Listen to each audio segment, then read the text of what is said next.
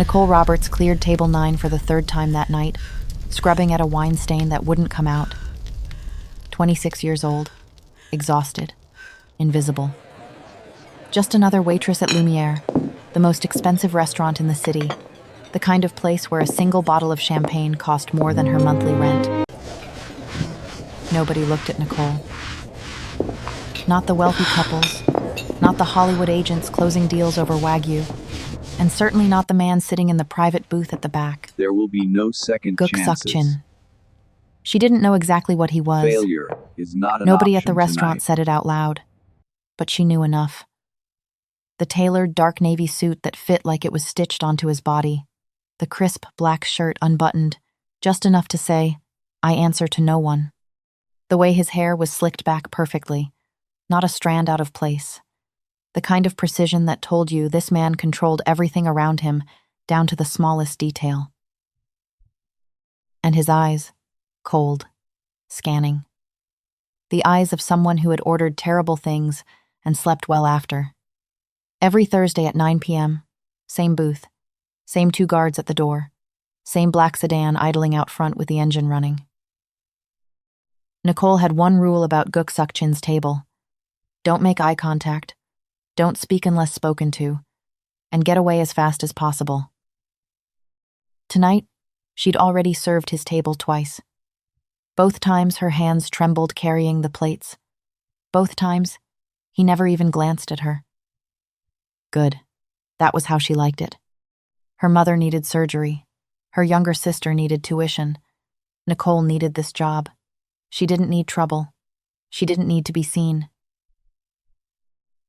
She needed to finish her shift, collect her $87 in tips, and catch the last bus home to the apartment she shared with her grandmother in Eastgate. That was the plan. At 11:42 p.m., Nicole grabbed 2 heavy trash bags and shouldered open the service door into the back alley. The night air hit her face, cool and sharp, carrying the smell of rain and exhaust. She heaved the bags toward the dumpster. Then she stopped. 2 figures crouched beside Guk's black sedan in the parking lot. Not chauffeurs, not valets.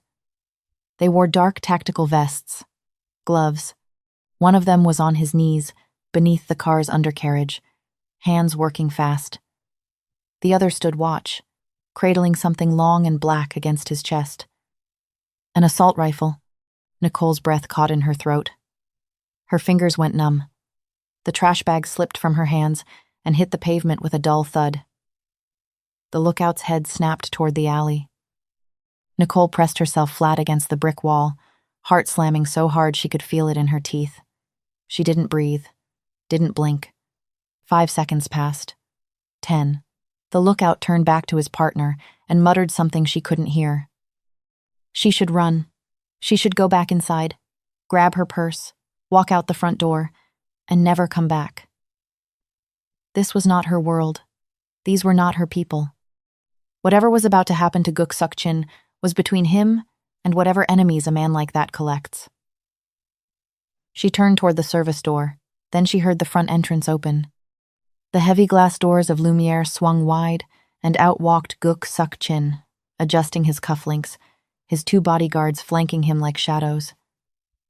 He moved with the calm, unhurried stride of a man who believed he was untouchable. His driver stepped out and opened the rear passenger door of the sedan with something wired beneath it. Nicole's legs locked. Her mind screamed at her to move, to hide, to do anything except what she was about to do. She thought about her mother in that hospital bed. She thought about her sister studying at the kitchen table. She thought about the $87 in crumpled bills in her apron, and then she ran. Not away, not inside. Straight across the parking lot in her black vest and white button-down, her dark hair coming loose from its bun, her cheap work shoes slapping against the asphalt. She ran directly at the most dangerous man in the city. "Stop! Don't get in the car." Guk's bodyguards reached for their weapons. Guk himself turned, his expression shifting from cold authority to sharp confusion. Who was this woman?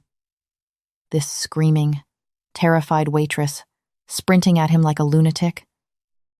Nicole didn't slow down. She slammed into Guk with everything she had, both hands gripping the lapels of his suit jacket, her fingers twisting into the expensive fabric, pulling him backward with a force that shocked even her. Tears streamed down her face. Her mouth was open in a raw, desperate scream. "The car! There's a bomb in the..." The world turned white. The black sedan detonated with a roar that swallowed every other sound on Earth. A wall of heat slammed into Nicole's back and threw both her and Guk to the ground. Glass shattered in every direction. Car alarms shrieked. The night sky turned orange. Nicole lay on top of Guk Suck-Chin on the oil-stained asphalt, debris raining down around them, her ears ringing so loud she couldn't hear her own sobbing. Through the smoke and the fire, she saw the silhouettes. 4, 5, 6 figures, emerging from behind parked cars, rifles raised, moving in formation toward the wreckage. They weren't running away from the explosion. They were advancing through it. Guk's 2 bodyguards were down. One wasn't moving. The other was crawling, leaving a dark trail on the pavement. The driver had been thrown into the building's facade, slumped against the shattered glass like a broken puppet. Guk grabbed Nicole's arm, his grip iron. His eyes, just inches from hers, were no longer cold. They were burning. Alive. The shock on his face had transformed into something far more dangerous. The look of a man who understood exactly what had just happened and was already calculating how to survive it. "You," he said, his voice low and steady beneath the chaos. "Stay with me. Now."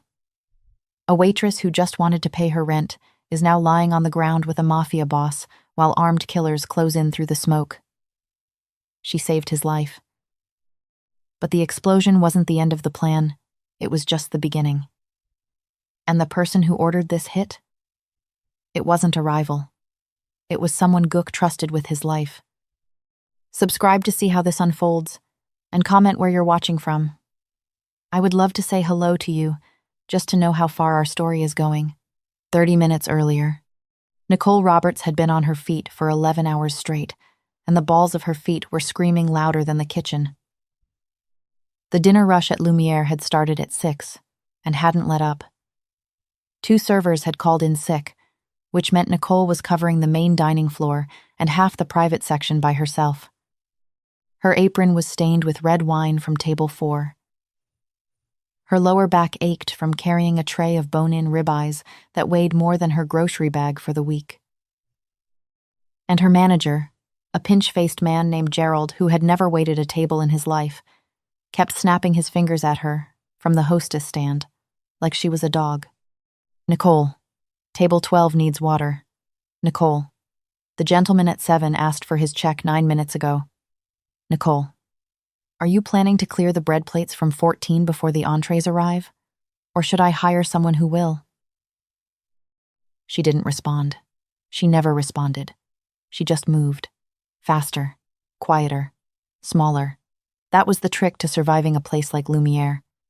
You made yourself into a ghost. You floated between tables with a smile that never quite reached your eyes. You anticipated what the guests needed before they opened their mouths. And above all, you stayed invisible. The wealthy didn't want to see you. They wanted their filet mignon to appear as if summoned by magic, their wine glasses to refill themselves, their crumbs to vanish without a human hand ever entering their line of sight. Nicole had perfected the art of not existing. She'd been doing it her whole life. She was 26. She lived with her grandmother in a 2-bedroom apartment in Eastgate, the kind of neighborhood where the streetlights flickered and the bus only ran until midnight.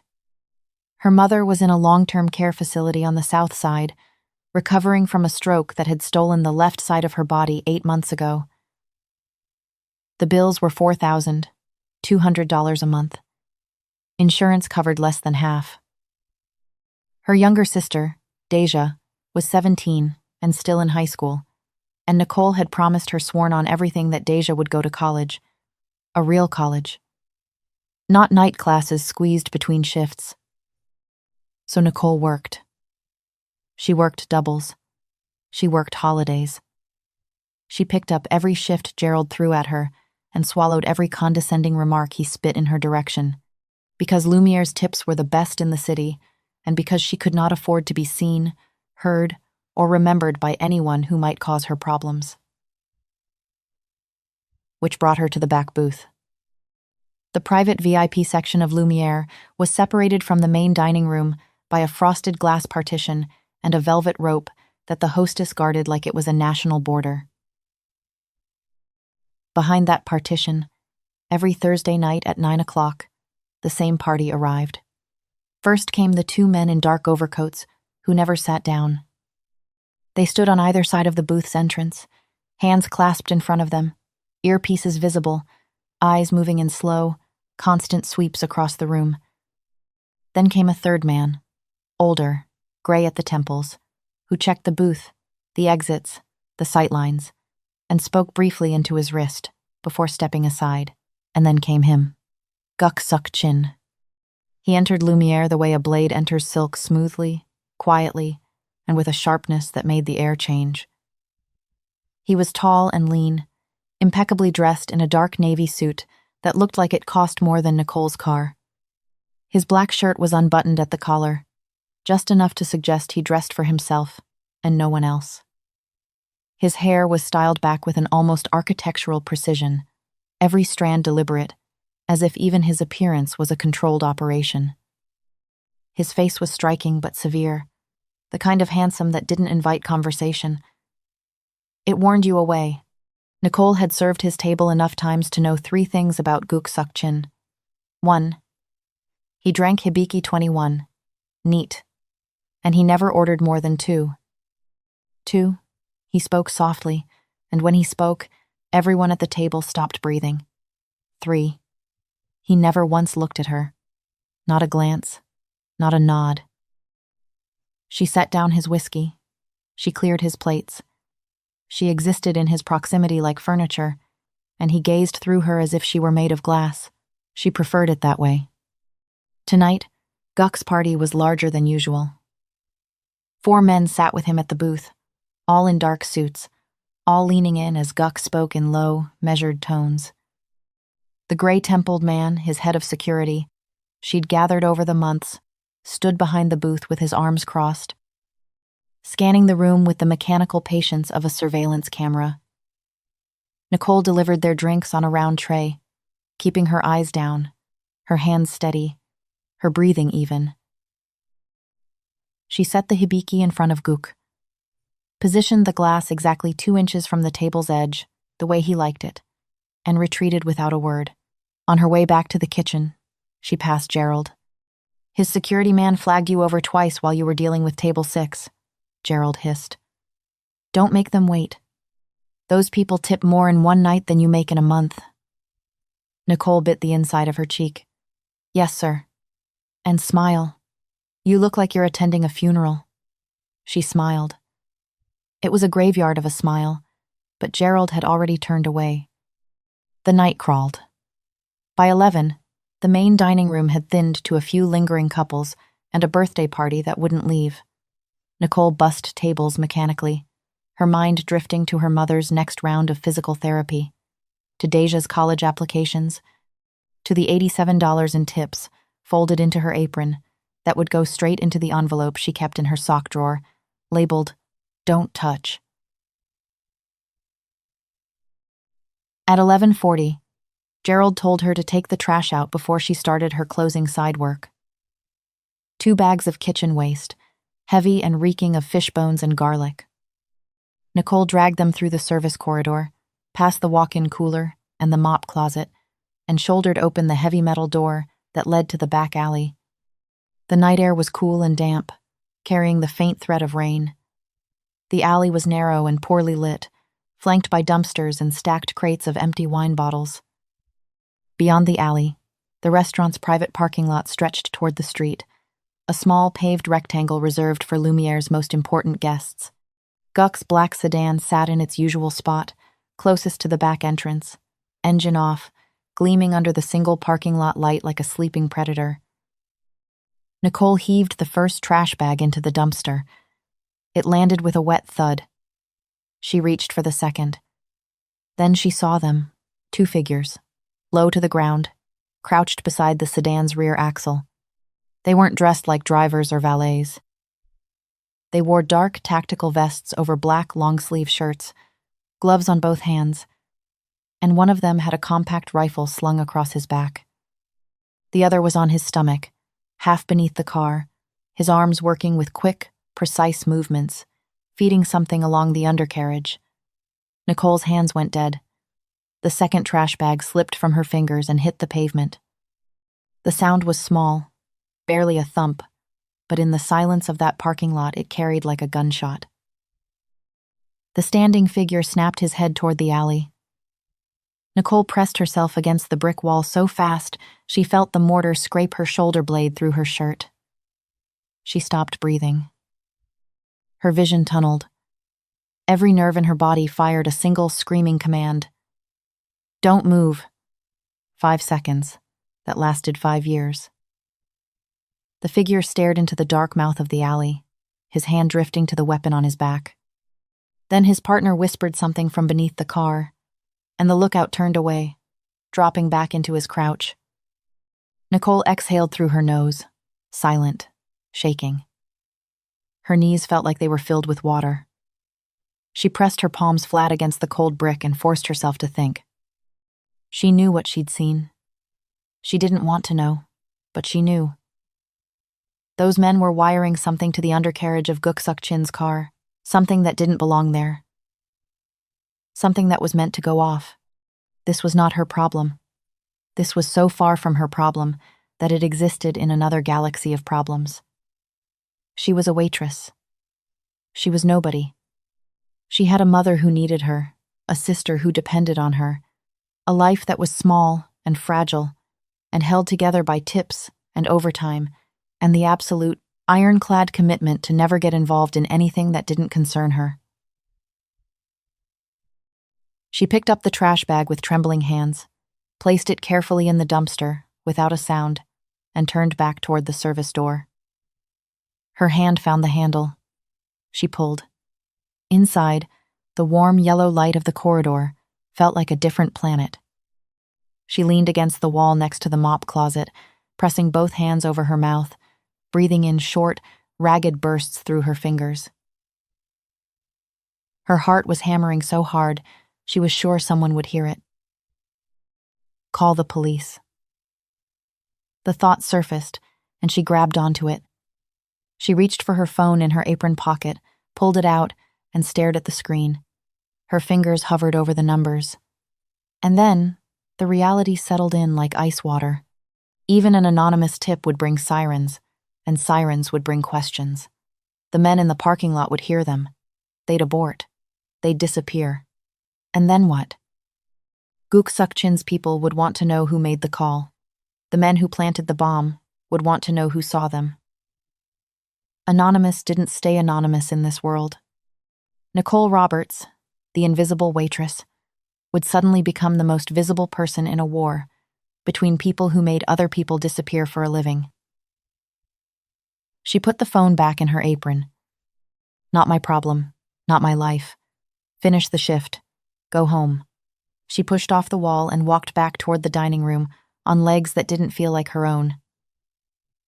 She picked up a tray of dirty glasses from the service station. She carried them toward the kitchen. She focused on the weight of the tray, the clink of glass, the hum of the dishwasher. Normal sounds. Safe sounds. Then the frosted glass partition slid open. Guk Suck-Chin stepped out of the VIP section, buttoning the middle button of his suit jacket with one hand. His 2 guards fell into formation behind him. The gray-templed security chief appeared at his side, speaking into his wrist, but as the entourage moved toward the front entrance, Nicole noticed something that she wouldn't understand until much later. The gray-templed man slowed his pace. Deliberately. Subtly. 1 step behind, then 2, then 3, widening the gap between himself and Guk with the practiced ease of a man who knew exactly what was about to happen, and exactly how far away he needed to be when it did. The small group moved toward the front door with the unhurried confidence of men who owned the ground beneath their feet. Nicole watched from behind the service station. Her hands were still holding the tray. The glasses were rattling because she was shaking and she couldn't stop. Guk was heading for the door that led to the parking lot where his car was waiting, the car with something strapped to its belly. Not your problem, not your life. The front door opened. Cool night air swept in. Guk stepped outside. You have a mother. You have a sister. You have $87 in your apron and a bus to catch. His guards followed. The door began to swing shut. He doesn't even know your name. He has never looked at you. Not once. The tray hit the floor. The sound was enormous in the quiet restaurant, glass shattering, ceramic cracking, silverware clattering across the hardwood in a cascade of noise that made every head in the room turn. Gerald's mouth fell open. The birthday party went silent. A busboy froze mid-step. Nicole was already running.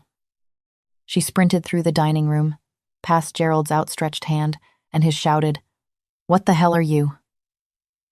Past the hostess stand, and slammed both palms into the front door so hard the hinges groaned. The night air hit her face. The parking lot stretched before her, dark and gleaming with the remnants of an earlier rain.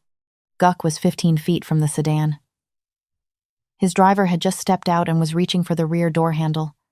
The 2 bodyguards flanked him at a practice distance. The gray-templed security chief had drifted even further back now, nearly to the building's edge, lingering in the shadow of the awning, with his phone pressed to his ear. Nicole ran like she had never run before. Her cheap black work shoes slapped the wet asphalt. Her lungs burned. She didn't have a plan. She didn't have words. She had nothing but the image of those gloved hands beneath the car and the absolute, bone-deep certainty that if that man opened that door, he was dead. Stop. Don't get in. Every guard spun toward her. Hands went to waistbands. The driver froze with his fingers on the handle. Guk turned, and for the first time in all the months Nicole had served his table, he looked directly at her. She collided with him at full speed. Her hands found the lapels of his suit jacket, and she gripped them with everything she had, twisting the fabric in her fists, pulling him backward, away from the car, away from the door, her weight dragging against his. Her face was inches from his chest. Tears she didn't know she'd been crying streaked down her cheeks. Her voice cracked open, raw and ragged and desperate. "There's a bomb under the car. I saw them, please. Please don't." Guk's eyes went wide. Not with fear, with recognition. The kind of recognition that comes to a man who has survived attempts before. A man whose instincts are tuned to the frequency of betrayal. In a single, fluid motion, he wrapped one arm around Nicole's shoulders and threw both of them sideways to the ground. The world ended. The black sedan erupted from within. A blinding white flash followed instantly by a wall of heat and sound that swallowed everything. The explosion punched outward in all directions. Shrapnel, glass, fire. A shockwave that flipped the car next to it onto its side and sent Guk's driver cartwheeling through the air like a rag doll. The front windows of Lumière exploded inward, showering the dining room in a glittering hailstorm of glass. Car alarms screamed. A fireball climbed into the night sky, orange and furious, turning the parking lot into daylight. Nicole hit the asphalt hard, Guk's arm still locked around her. Her ears were gone, replaced by a single, high-pitched tone that drowned out everything. She couldn't hear the fire. She couldn't hear her own screaming. She tasted blood and asphalt and smoke. The heat on her back was so intense it felt like her shirt was melting into her skin. She lifted her head. Through the smoke and the shimmering waves of heat, she saw them. Dark figures moving through the wall of fire like demons walking out of hell. 4, 5, 6. They advanced in a tactical line, rifles up, stepping over burning debris with the calm, measured pace of men who had done this before. They weren't panicking. They weren't fleeing. They were sweeping. This wasn't just a bomb. This was an execution. Guk's bodyguards were down. One lay crumpled against the building's facade, not moving, his overcoat smoking. The other was crawling on his elbows across the pavement, dragging a shattered leg behind him, leaving a dark, wet trail. The driver was gone, thrown somewhere beyond the firelight, out of sight. And the gray-templed security chief, the man who had drifted to the edge of the building before the blast, who had put 30 yards of distance between himself and the sedan with the quiet precision of a man following a script. He was standing untouched, his phone still pressed to his ear, watching the carnage unfold with an expression that wasn't shock. It was satisfaction. Guk saw it too. Nicole felt his entire body change against the ground beside her. The muscles in his arm went rigid. His jaw clenched so hard she heard his teeth grind. He stared at the gray-templed man through the smoke, and something ancient and lethal moved behind his eyes. "Stay low," Guk said. His voice was quiet, controlled, and terrifying. He grabbed Nicole's wrist. "Stay with me. Do exactly what I say." A bullet punched into the asphalt 3 inches from Nicole's face, spraying her with chips of pavement. She screamed a sound she couldn't hear through the ringing, and Guk hauled her to her feet, pulling her into a crouched run toward the restaurant's side alley as the line of gunmen opened fire behind them. Muzzle flashes strobed through the smoke. Bullets sparked off the building's brick wall, off a dumpster, off the hood of a burning car. The night had become a war zone, and Nicole Roberts, who just wanted to finish her shift and catch the last bus home, was running through the middle of it with her hand locked inside the iron grip of the most dangerous man she had ever met. The alley swallowed them in darkness. Behind them, the parking lot burned.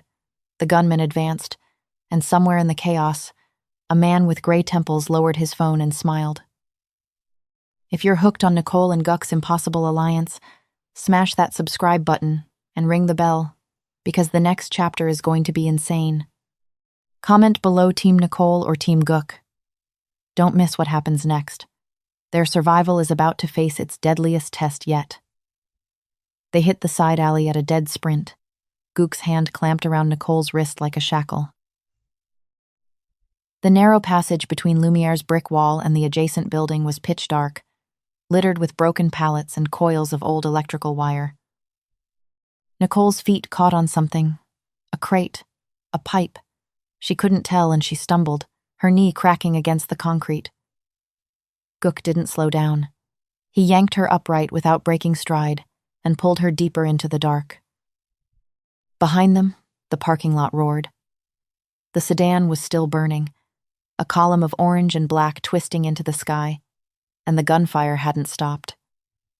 Short, controlled bursts. Professional. The kind of shooting that came from men who weren't spraying and praying but clearing targets with surgical patience. A bullet ricocheted off the brick wall above Nicole's head. She ducked instinctively, a strangled sound escaping her throat that wasn't quite a scream and wasn't quite a word. Guk pulled her around a corner and pressed her flat against the wall, his body shielding hers, one hand on her shoulder, the other reaching behind his back. When his hand came back into view, it was holding a matte black pistol that had materialized from somewhere inside his suit jacket. "How many did you see?"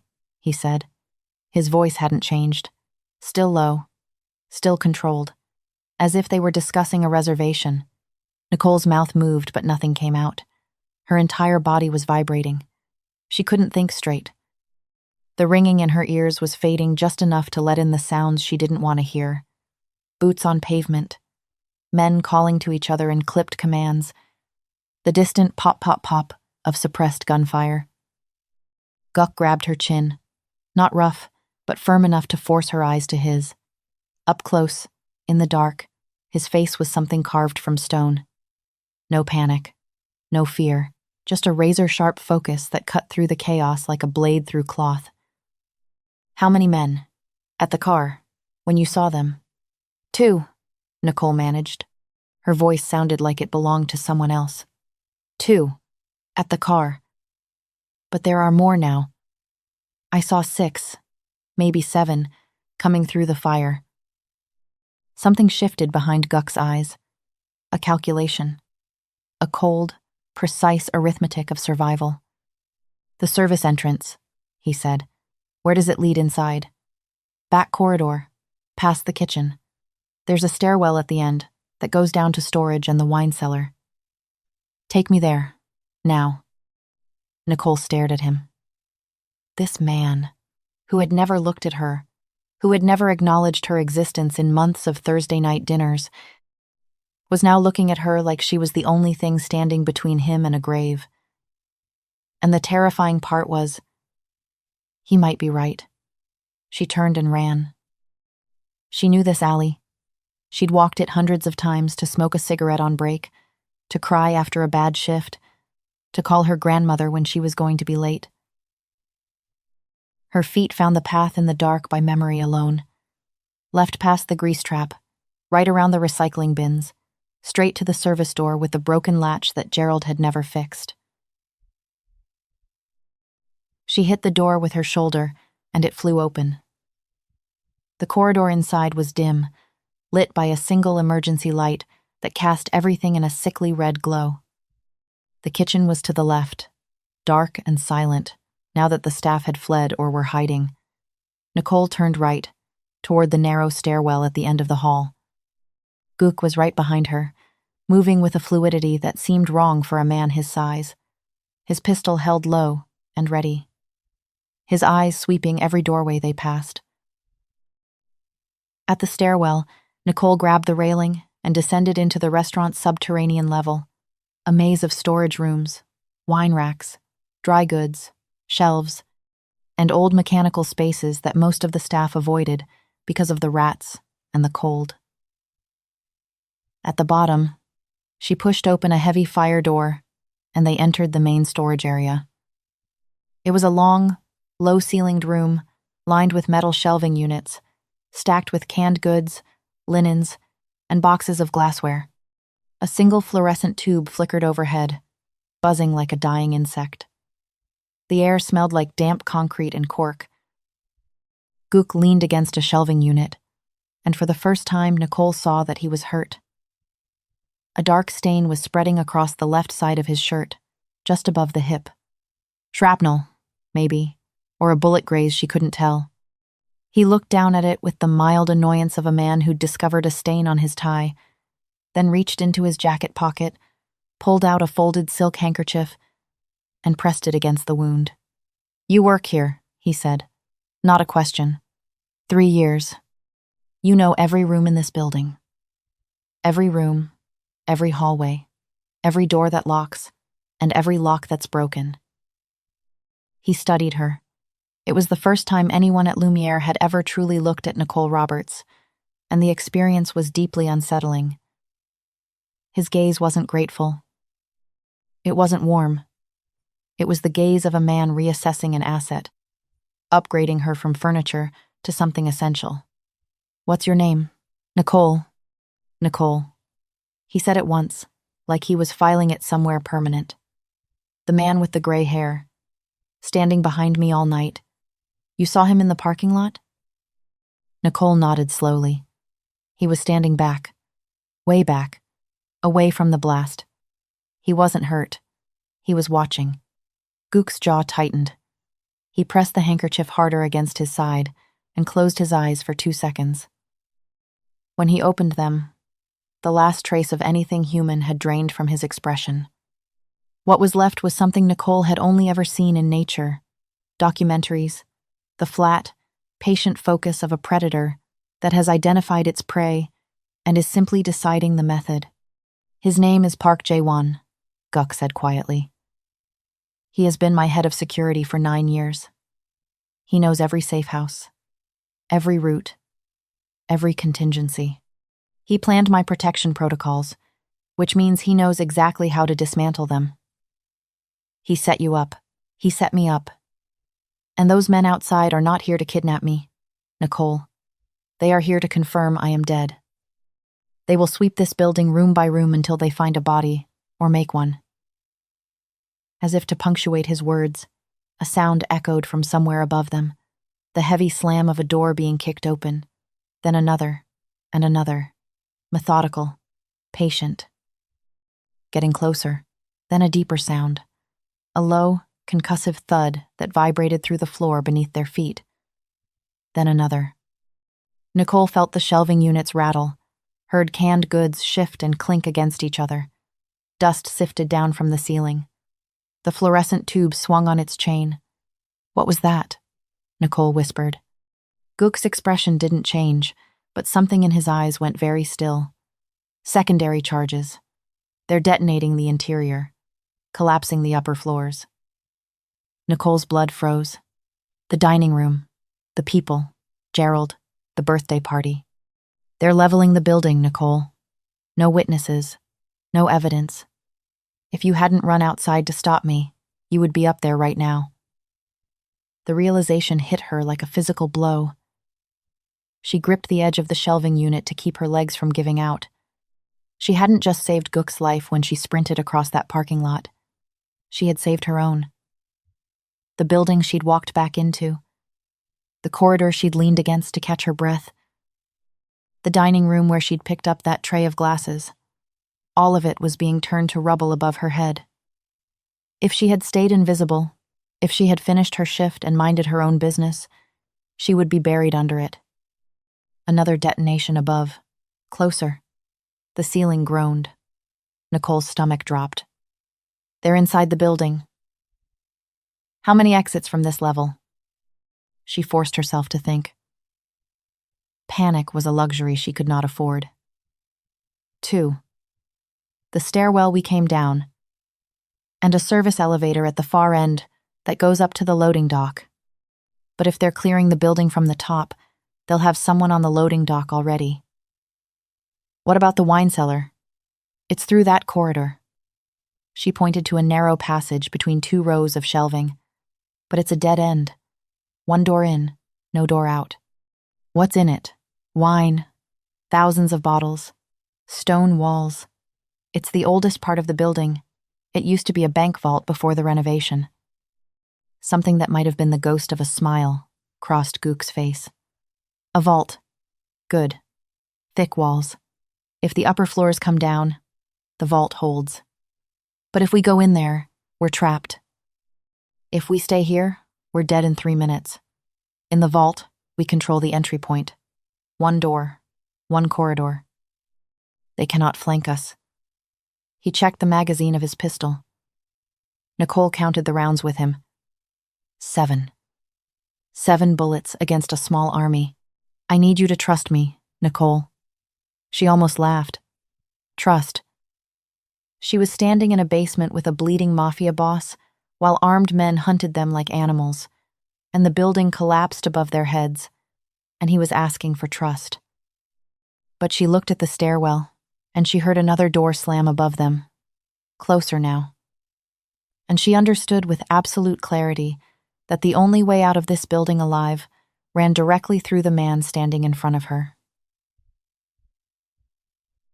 The corridor to the cellar has a blind turn, she said. There's a fuse box on the wall just before it. I can kill the lights on this entire level from there. Guk looked at her. For a moment, something shifted in his expression. Not warmth, not yet, but recognition. The kind of recognition one survivor gives another. Do it. Then get behind me, and don't stop moving until you're inside the vault. They moved fast. Nicole led him through the shelving rows to the narrow corridor, her fingers trailing the wall until they found the cold metal casing of the fuse box. She flipped it open. Behind them, the sound of boots on the stairwell. They were coming down. Multiple sets of footsteps, quick and coordinated, accompanied by the click-click of tactical flashlights being activated. Nicole grabbed the main breaker and pulled it down. The fluorescent light died. The basement plunged into total blackness. She ran. Guk's hand found her shoulder in the dark, and they moved together down the corridor, around the blind turn, through the heavy oak door of the wine cellar. Guk pulled the door shut behind them and dragged a case of wine against it, not enough to stop anyone, but enough to buy a second's warning. The cellar was long and narrow, lined floor to ceiling with wooden racks holding hundreds of bottles, stone walls, just as Nicole had said. Cold, damp. The air was thick with the smell of aged oak and fermenting grapes. A single emergency light in the ceiling cast a pale blue glow that turned everything into shadow. Even as the muffled thuds of detonations continued somewhere above, the old vault walls held firm, absorbing the tremors like a fist absorbing a punch. "How long before they find us?" Nicole whispered. "Minutes. Park knows this building. He'll check the cellar early." He was right. Less than 60 seconds later, Nicole heard them in the corridor outside. Boots. Low voices. The beam of a flashlight sweeping under the cellar door. Then a voice. Calm. Measured. Familiar. The voice of a man who had spent 9 years standing behind Guk Suck-Chin, guarding his life, learning his habits, waiting. "Guk." Park Jae-won's voice carried through the heavy door like smoke. "I know you're in there. I know you're wounded. And I know you're running out of time. The building above us won't last much longer." Silence. "This doesn't have to be prolonged. Come out. I'll make it quick. The girl too. She doesn't deserve to suffer for your sins." Nicole pressed her back against the stone wall. Her legs were shaking so badly she was afraid they'd give out. She looked at Guk. He was crouched behind a floor-standing wine rack, pistol raised, his eyes fixed on the door. Blood had soaked through the handkerchief and was dripping onto the stone floor in slow, steady taps. He wasn't going to surrender. Nicole could see it in every line of his body. Guk Suck-Chin had not clawed his way to the top of an empire to die in a basement, betrayed by his own shadow. But 7 bullets against however many men stood on the other side of that door were not odds. They were a countdown. Nicole looked around the cellar. Wine racks, bottles, stone walls, a ventilation grate near the ceiling, too small to crawl through, but big enough to her eyes, stopped on the far corner. A stack of wooden wine crates sat beside an old service panel, and above the panel, bolted to the wall, was a fire suppression valve. She'd seen the maintenance crew test it once. When activated, it flooded the cellar's overhead sprinkler system with pressurized water and triggered an ear-splitting alarm that could be heard 3 blocks away. She grabbed Guk's arm and pointed. He followed her gaze. Understood, instantly. "When I hit that valve," Nicole whispered, her voice barely a breath, "every sprinkler in this cellar goes off, and the fire alarm triggers through the whole building. The noise alone will be deafening, and the water will kill their flashlight's visibility. You'll have to cross the room to reach it. When they breach, you'll be in the open." "I know." They looked at each other across the blue-lit dark. Nicole's hands were trembling. Her whole body was trembling. But somewhere inside the trembling, in a place she didn't know existed until this night, something held steady. She had already made her choice once tonight, when she dropped that tray and ran across a parking lot into the crosshairs of a Mafia war. That choice had been made by instinct, by some wild, screaming part of her brain that wouldn't let her walk away. This choice was different. This one was made with clear eyes. She nodded. The cellar door splintered inward. 3 men came through in a tactical stack fast, rifles up, flashlight beams cutting through the dark. Park Jae-won was behind them, a pistol in his hand, his gray temples catching the pale emergency light. Nicole ran. She sprinted across the open floor of the cellar, her black shoes slipping on the damp stone, her arms pumping, every cell in her body expecting the bullet that would drop her. Behind her, Guk opened fire from his position. 3 shots, precise, devastating. The first gunman dropped. The second spun sideways, hit in the shoulder, his rifle clattering across the floor. The third dove behind a wine rack. Nicole reached the valve. She grabbed the red handle with both hands and wrenched it counterclockwise with everything she had. For one horrible second, it didn't move. Rusted. Stuck. She screamed, not words, just sound. Pure, terrified fury, and threw her entire weight into it. The valve gave. The cellar erupted. Every sprinkler in the ceiling detonated simultaneously, unleashing a torrent of pressurized water that turned the air into a blinding curtain of white. The fire alarm shrieked to life, a piercing, skull-splitting wail that filled the stone chamber and bounced off every wall. The flashlight beams dissolved into useless cones of scattered light. The gunman staggered, disoriented, blinded, deafened. Guk moved like something unleashed. He came out of his position low and fast, crossing the distance to Park Jae-won in the chaos of water and noise and screaming alarms. Park saw him too late. He raised his pistol. Guk knocked it aside with his forearm and drove his fist into Park's throat. Park stumbled backward into the wine rack, bottles cascading around him, shattering on the stone floor in a red flood that mixed with the sprinkler water. Guk hit him again, then seized the front of Park's vest and slammed him against the stone wall with a force that cracked the plaster. Park's eyes were wide. 9 years of loyalty, gone. 9 years of planning this moment, gone. He opened his mouth to say something, a justification, a curse, a plea, and Guk put a bullet through the center of his chest. Park Jae-won slid down the wall and didn't move again. The remaining gunman, the one behind the wine rack, broke. He dropped his rifle and ran. Nicole heard his boots hammering up the corridor, growing fainter, swallowed by the shrieking alarm. Then silence. Or as close to silence as the flooded, wailing, shattered cellar could offer. Guk stood over Park's body, water streaming down his face, his suit destroyed, his side still bleeding. He didn't say anything for a long time. He just looked down at the man who had been his shadow for nearly a decade, and Nicole saw something cross his face that wasn't rage or satisfaction or relief. It was grief, brief, savage, and quickly buried, but real. He turned to Nicole. She was on the floor beside the fire valve, soaked to the bone, her white shirt and black vest plastered to her skin, her hair loose and streaming water into her eyes. She was shaking so hard her teeth were chattering, but she was alive. She was alive. Guk walked to her, crouched down, and did something that no one at Lumière, no one in his entire organization, and possibly no one in his adult life, had ever seen him do. He offered his hand. Nicole took it. He pulled her to her feet. And they stood there in the flooded wine cellar, surrounded by broken glass and red wine and water, the alarm still screaming above them, and said nothing.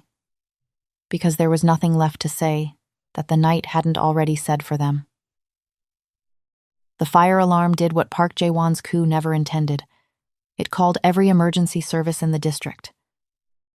The police arrived 14 minutes later, drawn not by a phone call, but by the building's automated alarm system and the column of smoke visible from 6 blocks away.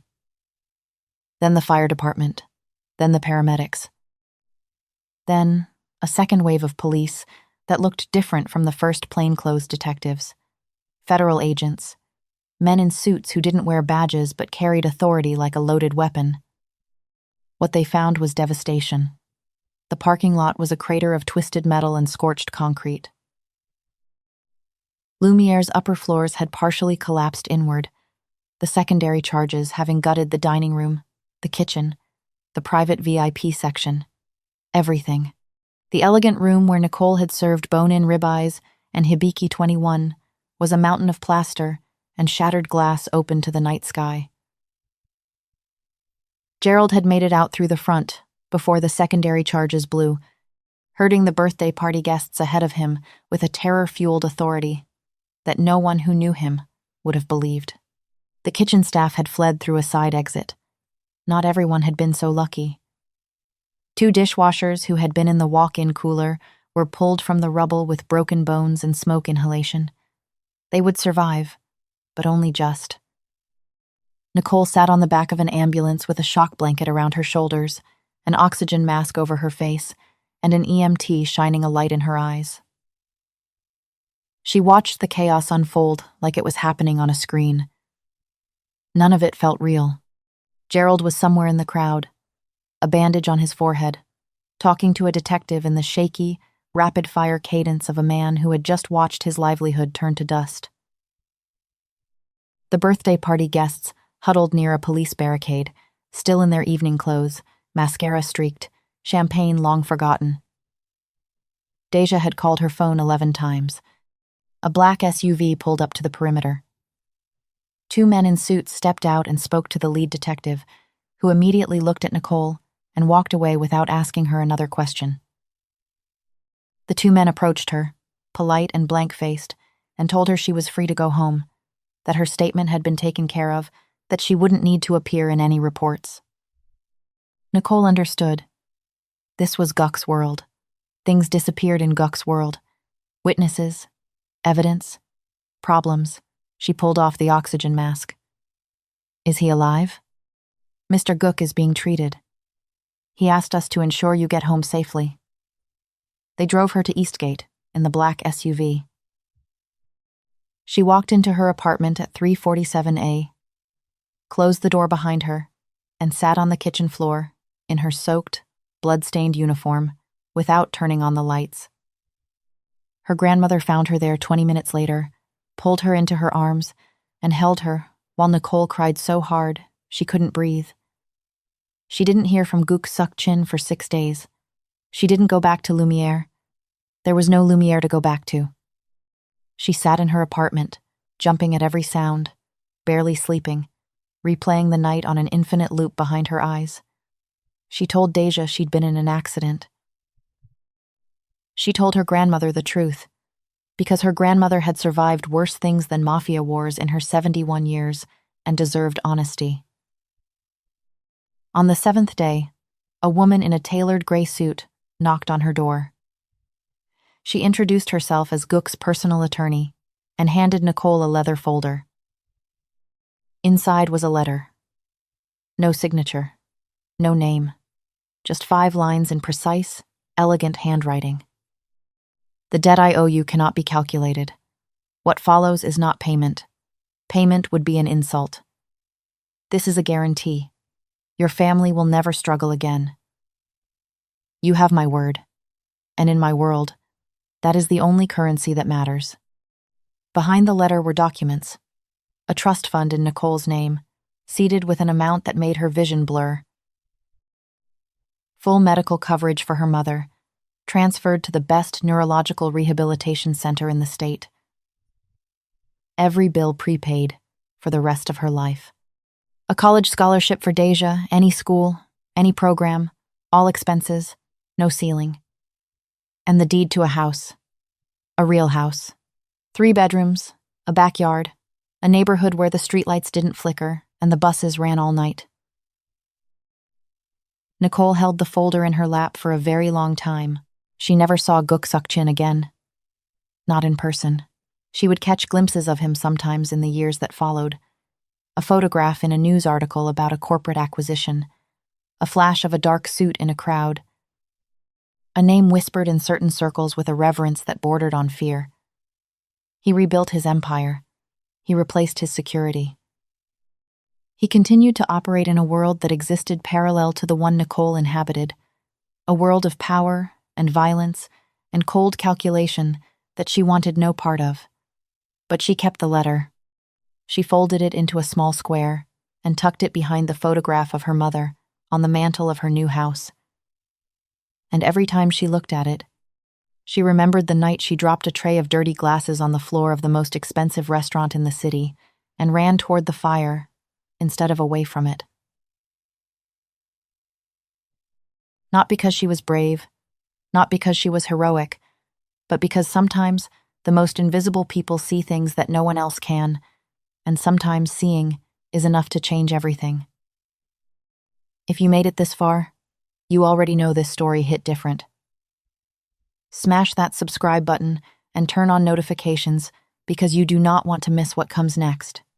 Drop a comment and tell me where you're watching from. I would love to say hello to you, just to know how far Nicole's story has reached. Like this video if this waitress's courage gave you chills. And share it with someone who needs to hear that the people the world overlooks are sometimes the only ones brave enough to change it. See you in the next one.